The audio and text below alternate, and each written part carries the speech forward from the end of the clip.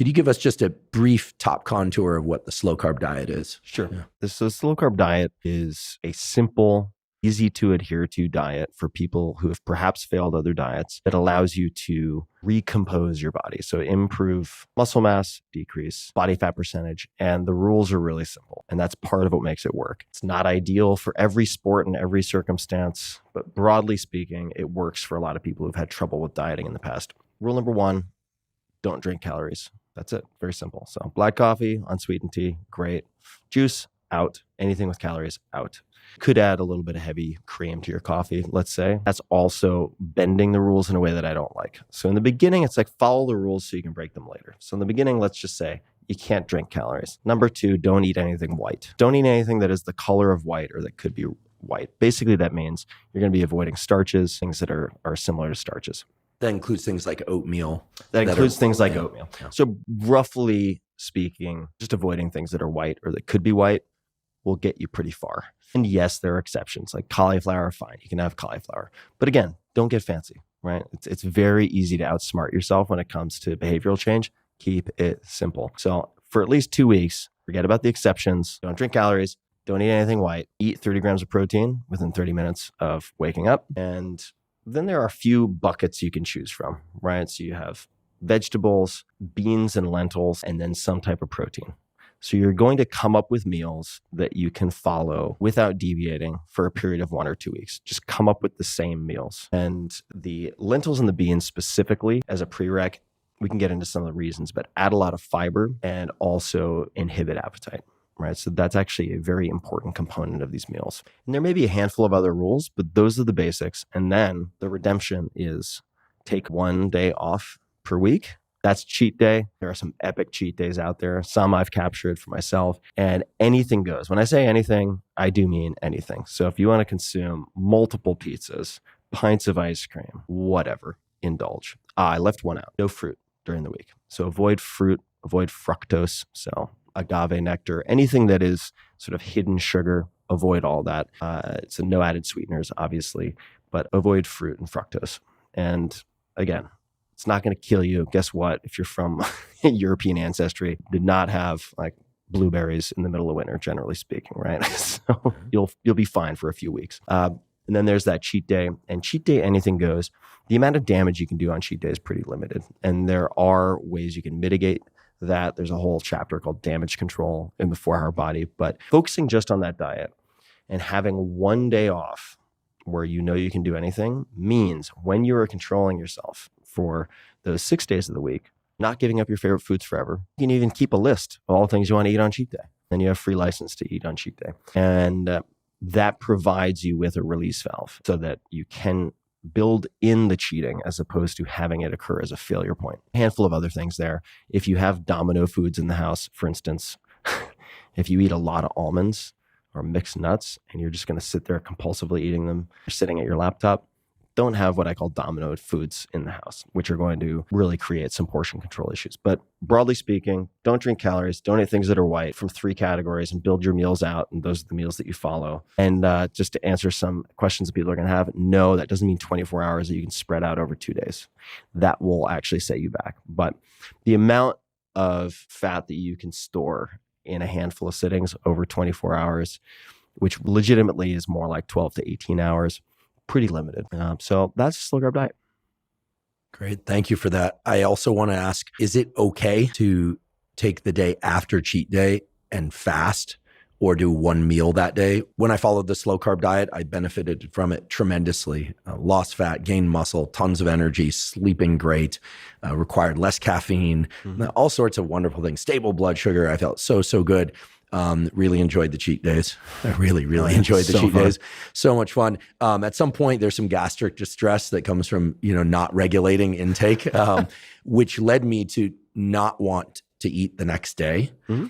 So I tended to do the cheat days on Sunday in my case. And then I would fast most of Monday, just water, black coffee, tea, and then I might have a small meal in the evening. And then by Tuesday, I was back on the slow carb diet. Does that seem like a detrimental deviation from the plan? I think that if that is what works for you, then that is what works for you. So the slow carb diet template for me is a starting point. And generally I'll say, it's like, learn the rules as an amateur so you can break them as a professional. But it's like, I recommend most people kind of stick with the format for a handful of weeks and measure the results, right? So there are guidelines for how to measure. The scale is a bit of a blunt instrument, so there are other ways. But if you're extremely overweight, you can just use the scale. And fasting, I think, is fine, or just ratcheting back your caloric consumption significantly. And what happens over time for most people also is for the first, say, 4 weeks on cheat day, you're going to go completely insane. And I remember I was doing something much stricter called the cyclical ketogenic diet, which is a whole separate thing. It's much more limiting in terms of what you can eat. But I was training for ultimately the nationals in Chinese kickboxing. This was happening in 99. So I was training super hard. I was following a cyclical ketogenic diet, which meant I could eat very few things. But I did have this one cheat day. And I would do a glycogen depletion workout beforehand, which is one of the things you can do to limit the damage on cheat day. Do a glycogen depletion workout beforehand, and then I would just go crazy. I mean, I would drive to like Krispy Kreme, buy 12 donuts, and they would be gone by the time I got home. And it wasn't an hour away. It was like a 10-minute drive. Donuts would be gone, right? I would go to Safeway, and I would buy a bag of those fun-sized Snickers, and that would be just a tiny portion of my calories. Stuff for you, huh? A lot of sweet stuff. I also did the savory stuff. I mean, I had my favorites. Nothing was safe. Pizza. Nothing was safe. Nothing was safe. My paws got into everything. And then over time, because the next day you're going to feel like you got hit by a diabetic dump truck, you start ratcheting back. And you're like, okay, maybe I don't need to do that. Maybe cheat day will just be 2 meals. Or maybe cheat day will just be like the pastries in the morning with the coffee. And you start to regulate a bit, generally. You don't have to, but over time you generally will. And I think after you've followed it to the T, just follow the commandments for say 4 to 8 weeks. Do not eat fruit or fructose, and then cheat 1 day a week. And Saturday is a nice day for cheat day for most folks. Then you can certainly deviate. And I'm not saying if you're not hungry, don't eat. However, in many cases, people have acclimated to not eating in the morning, and they end up overeating later in the day. If you have that habit, right? If you're consuming 50% of your calories or more at dinner and you want to lose body fat, I would say get some cottage cheese or something that will give you 30 grams easily in the morning. Worst case scenario, use a protein of some type. Just don't make it hypercaloric. You mean powdered protein? Like could be powdered whey protein. Whole food is going to do a lot more. And no calorie counting, correct? No calorie counting. It tends to be self-limiting. When you're eating this much fiber and this much protein, it tends to be very self-limiting, what you'll want to consume and what you can consume. Nobody needs to buy anything to figure it out. If you just search on tim.blog, slow carb diet, you'll get everything that you need to get started. No purchase necessary.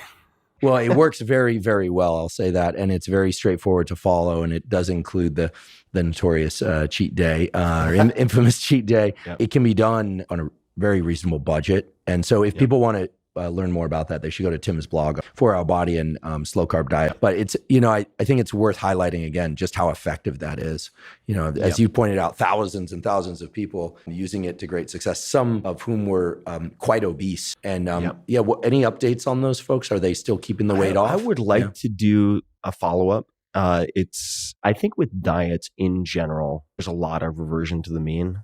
Regression to the mean. So I would expect that some have kept it off and some have not. That would be true of, I think, every possible diet, especially for people who are overcoming behavioral inertia of having gained hundreds of pounds. But what was fun about the post I put together called How to Lose 100 Pounds on the Slow Carb Diet, we profiled, say, 4 or 5 people, but there were dozens and dozens and dozens and dozens. And this was a very long time ago. So I would say that a long-term follow-up would be super interesting. And we did at one point track several thousand people as they followed the slow carb diet for the first sort of 4 to 12 weeks.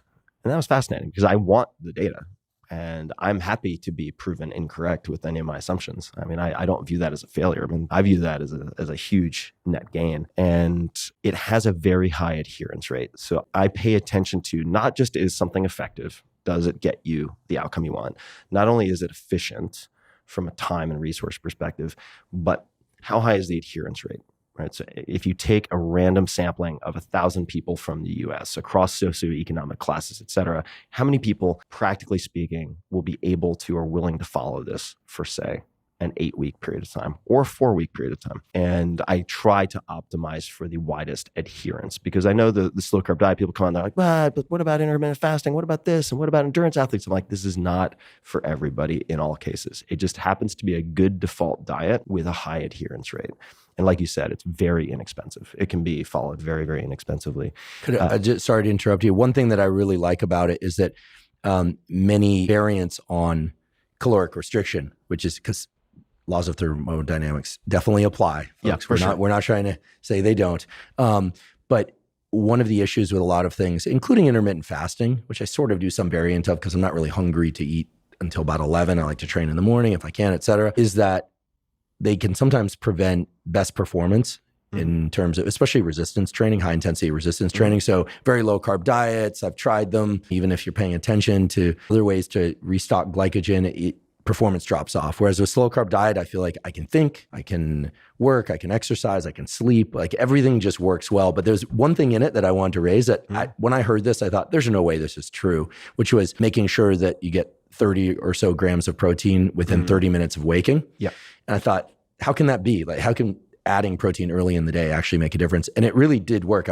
I still track my numbers. So in terms of dropping body fat percentage, increasing muscle, it really does work. Now, whether or not that's simply because it's offsetting food intake that I would have taken in later in the day, I don't know. I mean, I'm not going to make myself my own control experiment to the point that I drive myself crazy, but it really does work quite well to get past sticking points, to just get that 30 grams of protein early. So sort of violate the time restricted feeding component deliberately with some protein in the morning, then still train and do all the other things and, carry on as usual. And it's just so peculiar, like eating more and losing body fat, but it works.